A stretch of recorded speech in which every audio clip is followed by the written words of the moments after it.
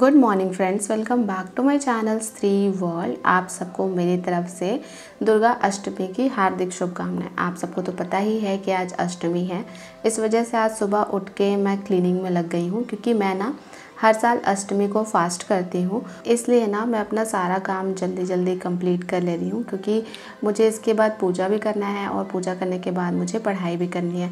और आप सबको तो पता ही होगा कि आज अष्टमी तो है ही, साथ ही साथ मेरा कल भी फास्ट रहेगा, क्योंकि कल है मेरा 16 सोमवार का आखिरी सोमवार। तो अभी ना कंटिन्यूअसली मुझे 2 दिन तक फास्ट रखना है। और आप आज मुझे थोड़ा डीप क्लीनिंग करते हुए देखेंगे, क्योंकि जिस दिन भी त्यौहार होता है ना, मैं कोशिश करती हूँ कि मैं बहुत ज़्यादा सफाई कर सकूँ घर की, क्योंकि जब पूरा घर एकदम अच्छे से साफ़ होता है ना, तो बहुत पॉजिटिव वाइब्स आते हैं। मतलब उस दिन और ज़्यादा आपको पूजा पूजा फील होगा। मेरे साथ तो ऐसा ही होता है। इस वजह से ना आज बहुत ज़्यादा मैंने सफाई की है। और किचन में खाना मम्मी जी बना रही हैं, क्योंकि मुझे फिर पूजा भी करना है, तो मेरा बहुत ज़्यादा लेट हो जाएगा। तो आज किचन में मम्मी जी हैं और इधर क्लीनिंग का काम मैं कर रही हूँ। जो मेरा स्टडी रूम है ना, उसको तो मैं हर दिन क्लीन करती हूँ, मतलब कहीं भी वहाँ पर आपको गंदगी नहीं दिखाई देगी। लेकिन ये जो मेरा बेडरूम है, आजकल मैं मतलब सो भी जाती हूँ स्टडी रूम में ही, तो इस वजह से इस रूम में ना बहुत कम आती हूँ। तो आज मैं सोच रही हूँ कि जितने भी फर्नीचर है उनको मैं अच्छे से साफ़ कर दूँ। पहले मैं संडे को कर लेती थी, लेकिन ना अभी 21 डे का जो चैलेंज था, उसमें तो मुझे टाइम ही नहीं मिला कि मैं इन सब चीज़ों पर भी ध्यान दूँ। बट अब 21 डे चैलेंज ख़त्म हो गया है, तो अब मैं सोच रही हूँ कि चलो 1-2 दिन मतलब अच्छे से इन सब चीज़ों को भी टाइम दे देते हैं। आज अष्टमी के दिन मुझे अपने घर की भी बहुत याद आ रही थी, क्योंकि वहाँ पर मैं और मेरी बहन ना, हम दोनों मतलब मंदिर चले जाते थे पूजा करने के लिए। और रांची में क्या है ना कि जब आप सुबह सुबह मंदिर जाएंगे तो आपको मंदिर थोड़ा खाली मिलेगा, बट बिहार में ऐसा नहीं है। यहाँ पे आप सुबह सुबह मंदिर जाएंगे तो आपको सुबह सुबह ही भीड़ मिलेगी, और आप 10-11 बजे तक या 12 बजे तक जाएंगे तो भीड़ थोड़ी कम मिलेगी। तो मैंने सोचा कि मैं मंदिर आज नहीं जाऊंगी, वो इसलिए ना क्योंकि मुझे पढ़ाई भी करनी है। फिर अभी मैं मंदिर भी चली जाऊंगी तो बहुत सारा टाइम तो मेरा ऐसे ही निकल जाएगा। और मुझे ना घर में मतलब पूजा करके कभी कभी बहुत ज़्यादा शांति महसूस होती है, मंदिर में भी बहुत शांति महसूस होती है, लेकिन आज के दिन थोड़ा ज़्यादा भीड़ होता है, तो माता रानी की पूजा भी अच्छे से नहीं हो पाती है।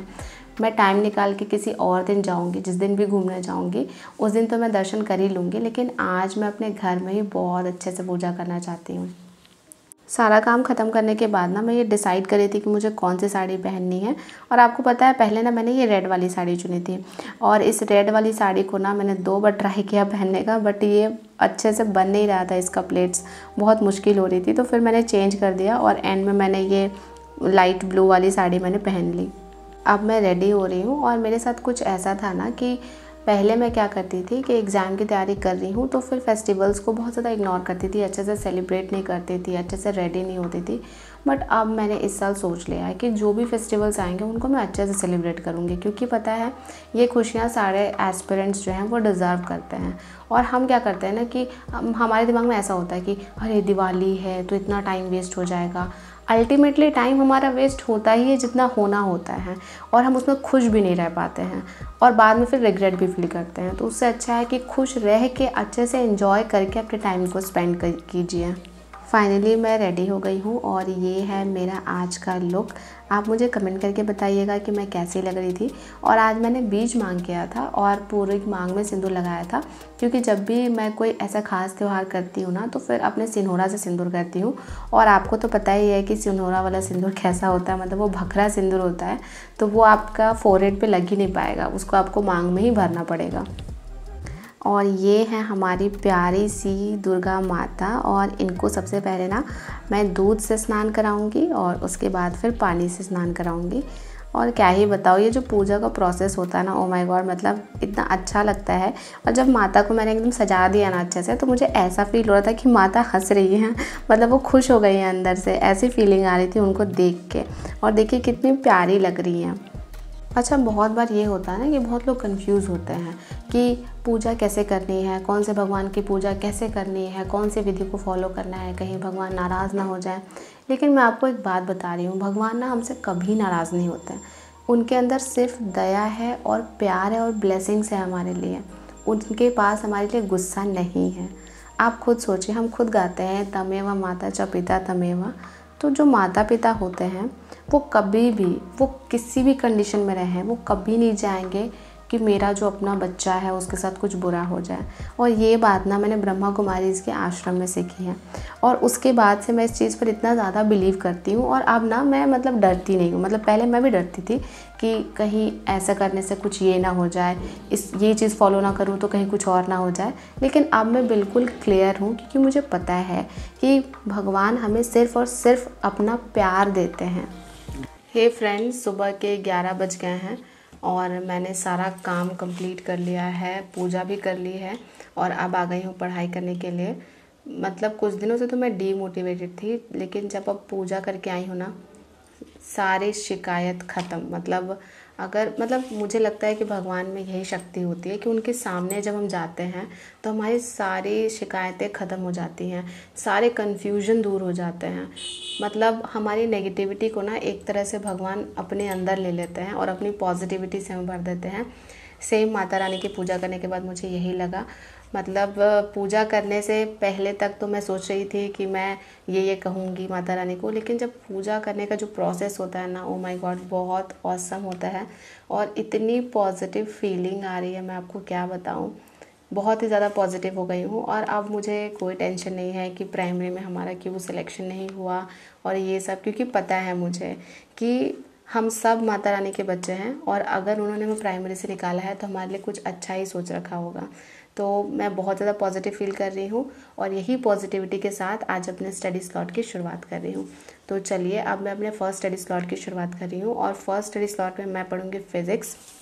ये क्लास 10th की बुक है और आप सोचोगे कि क्लास 6 to 8 तक के लिए 10th का पढ़ना क्यों ज़रूरी है। वो इसलिए ज़रूरी है ना, क्योंकि आप कभी क्लास 8th का चैप्टर और 10th का चैप्टर मैच करके देखिएगा। जैसे क्लास 8th में भी ह्यूमन आई है और वो क्लास 10th में भी है, तो हम केवल 8 तक की नॉलेज नहीं रख सकते हैं, हमें 10th तक की नॉलेज चाहिए, क्योंकि क्वेश्चन वो थोड़ा हाई लेवल का ही पूछेंगे। तो इस वजह से जो चैप्टर्स कॉमन है क्लास 6 to 8 में और 9 10 में, उनको मैं कॉमन चैप्टर्स को मैं पढ़ रही हूँ। तो अभी जो मेरा चैप्टर है human eye and colourful world ही मैं पढ़ने वाली हूँ। तो चलिए, अब मैं अपने फर्स्ट स्टडी स्लॉट की शुरुआत करती हूँ। तो फाइनली अब ना मैं ह्यूमन आई पढ़ने लग गई थी और मेरे से ना बहुत लोग क्वेश्चन पूछते हैं कि दीदी आप न्यूमेरिकल्स सॉल्व नहीं करते क्या। तो देखिए, न्यूमेरिकल्स ना मुझे आते हैं क्लास 9 10th के। मतलब उसका कॉन्सेप्ट मेरा बहुत अच्छे से क्लियर है क्योंकि मैं एक साइंस स्टूडेंट हूँ, तो मुझे साइंस में प्रॉब्लम नहीं है, स्पेशली फिजिक्स एंड केमिस्ट्री में बिल्कुल भी नहीं है। लेकिन हाँ, अगर आप एस चांद के बैक एक्सरसाइज के क्वेश्चंस आप सॉल्व कर लेंगे तो आपका कॉन्सेप्ट बहुत क्लियर हो जाएगा। और आपको थोड़ा हायर लेवल तक पढ़ना है तो आप हॉट्स क्वेश्चन उसके सॉल्व कर लीजिएगा। हॉट्स का मतलब होता है higher order thinking skill question. तो इसमें थोड़ा सा आपका दिमाग लगेगा बट आपका कॉन्सेप्ट जो है वो अच्छे से क्लियर हो जाएगा। तो चलिए, मैं ना आपसे ह्यूमन आई से रिलेटेड 2 क्वेश्चन पूछ लेती हूँ। आप मुझे बताइए कि हाइपरमेट्रोपिया को ठीक करने के लिए कौन से लेंस की ज़रूरत होती है और प्रेसबायोपिया क्या है। अगर आप शॉर्ट में समझा सकते हैं तो ज़रूर समझाइएगा कमेंट बॉक्स में। चलिए, एक बहुत ही कॉमन क्वेश्चन आपसे पूछ लेती हूँ जो शायद मुझे लगता है कि बीपीएससी पीआरटी एग्ज़ाम में भी पूछा गया था कि जब हम किसी को अपनी आंखें दान करते हैं तो आंखों का कौन सा पार्ट का डोनेशन किया जाता है। इस क्वेश्चन का भी आप मुझे आंसर ज़रूर बताइएगा। तो फाइनली मैंने मतलब पूरा कंप्लीट नहीं किया ह्यूमन आई, एक्चुअली में ये बहुत ही बड़ा चैप्टर है, बट पढ़ने से मुझे ऐसा लग रहा था ना कि ये सारी चीज़ें मुझे पता है, तो मुझे लगा कि अब ज़्यादा टाइम इसमें वेस्ट नहीं करना चाहिए, क्योंकि जो चीज़ें आती हैं उसको बार बार पढ़ के क्या ही फ़ायदा है। स्पेशली मैंने 6-7 साल तो लगातार पढ़ा है इन सब चैप्टर्स को, तो मुझे इन सब में कन्फ्यूजन है नहीं। तो मैंने मतलब हाफ चैप्टर कंप्लीट किया और फिर मैंने सोचा कि छोड़ो, अब नहीं करते हैं, अब कुछ दूसरा पढ़ेंगे। यहाँ पे मैं थोड़ा स्माइल कर रही थी क्योंकि मुझे लगता है कि मेरे जितने भी सब्सक्राइबर्स हैं उनको अभी पॉजिटिविटी की बहुत ज़रूरत है, तो इसलिए मैंने आपको देखकर एक प्यारा सा स्माइल किया। और इसके बाद ना मैंने थोड़ा सा रेस्ट किया और अभी आ गई हूँ नेक्स्ट स्टडी स्लॉट में दूसरा कुछ पढ़ाई करने के लिए। तो अभी ना मैं ज्योग्राफी लर्न करूँगी और ज्योग्राफी में अपने नोट से लर्न करूँगी। मुझे बहुत सारे कमेंट आते हैं जिसमें मेरे सब्सक्राइबर्स बहुत सारे क्वेश्चन पूछते हैं। मैं कोशिश करती हूँ कि मैं आपके इंपॉर्टेंट क्वेश्चंस के आंसर कर दूँ। सबसे पहले ये क्वेश्चन पूछा जाता है कि आपने बीपीएससी ट्री 1 में फर्स्ट फेज़ में आपने कौन से सोर्सेज को फॉलो किया था, तो उसके रिगार्डिंग मैंने एक वीडियो बनाया है। लेकिन फिर भी आपको बता दूं कि अगर आपको जीके जीएस को कंप्लीट करना ही है ना, तो आप सिंपल कर सकते हैं। आप कोई भी एक बुक लीजिए, या तो आप लूसेंट लीजिए, नहीं तो क्राउन पब्लिकेशन की बुक लीजिए, नहीं तो एनसीईआरटी सार संग्रह लीजिए। अगर आपको ये लगता है कि बहुत सारे सोर्सेज हैं यूट्यूब पे ऑनलाइन, या फिर बहुत सारे बुक्स हैं और सबको आप फॉलो नहीं कर सकते, तो कोई भी एक बुक को शिद्दत से कंप्लीट कर लीजिए। मैं आपको बता रही हूँ कि जो भी 40 मार्क्स का क्वेश्चन पूछा जाएगा ना, उसमें आपका 30 to 32 मार्क्स आ जाएगा। इसीलिए किसी भी एक बुक को फॉलो कर लीजिए, बस उससे ज़्यादा मत कीजिए। एक क्वेश्चन मेरे से ये भी बहुत पूछा जाता है कि इंग्लिश और हिंदी सब्जेक्ट की तैयारी कहाँ से करें। तो सबसे पहले आप 9th-10th का सिलेबस देख लीजिए जाके कि हिंदी और इंग्लिश का सिलेबस क्या था। तो जो वो सिलेबस रहेगा ना पुराना वाला, वही सिलेबस इस बार भी फॉलो होगा और उसके अकॉर्डिंग फॉलो कीजिए, क्योंकि ये लैंग्वेज पेपर है।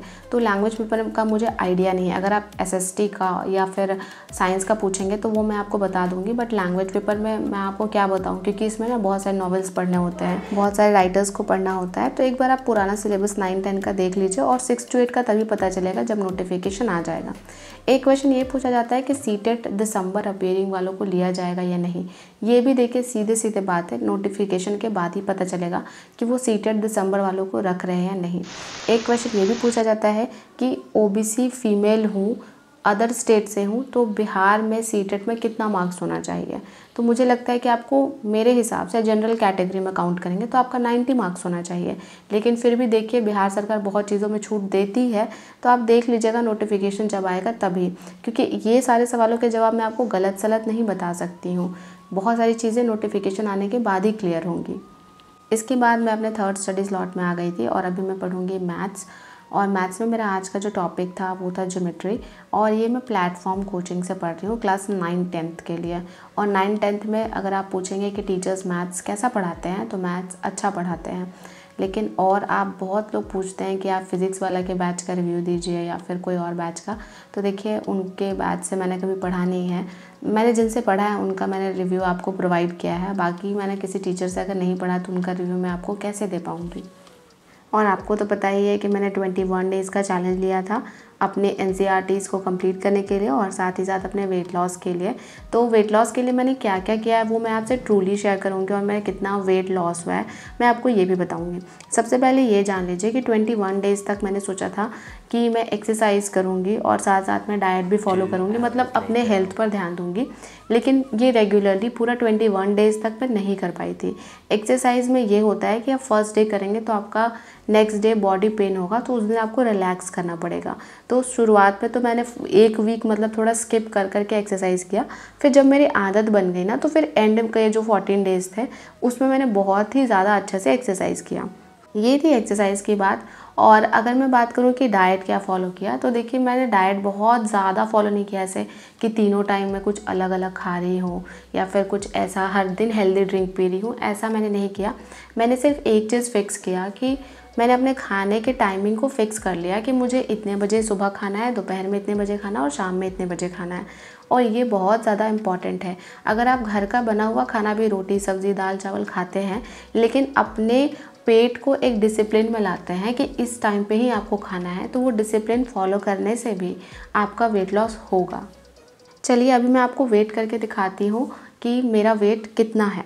तो देखिए जब मैंने स्टार्टिंग में वेट किया था आज से 21 दिन पहले, तो मेरा वेट था 64.80 और अभी मेरा वेट है 61.85। तो लगभग मैंने 3 kg अपना वेट लूज़ किया है और बहुत ही हेल्दी तरीके से किया है। आप YouTube पे ऐसा देखते होंगे कि वो लोग लिखते हैं कि 30 दिन में 10 किलो वज़न कम किया, तो ये हेल्दी तरीका नहीं होता है। ऐसे में ना आप बीमार पड़ जाएंगे अल्टीमेटली।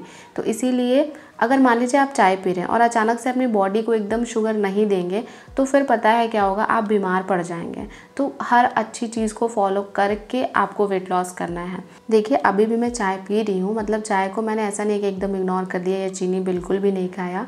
अगर आपको डिटेल में जानना है कि हेल्दी तरीके से हम वेट लॉस कैसे कर सकते हैं और कितना मैंने अवॉइड किया शुगर, कितने दिन एक्सरसाइज करी और क्या क्या फ़ॉलो किया, कितने दिन डाइट फॉलो किया, तो आप मुझे कमेंट करके बताइएगा। मैं एक सेपरेट वीडियो उसके लिए बना दूँगी। कि मेरी बहुत सारी सब्सक्राइबर मेरे साथ वेट लॉस जर्नी पे थी और मैं अभी भी अपनी वेट लॉस जर्नी पर हूँ। मतलब मेरा टारगेट ये है कि नवंबर एंड तक मैं 58 kg तक अपना वेट रिड्यूस कर लूँ।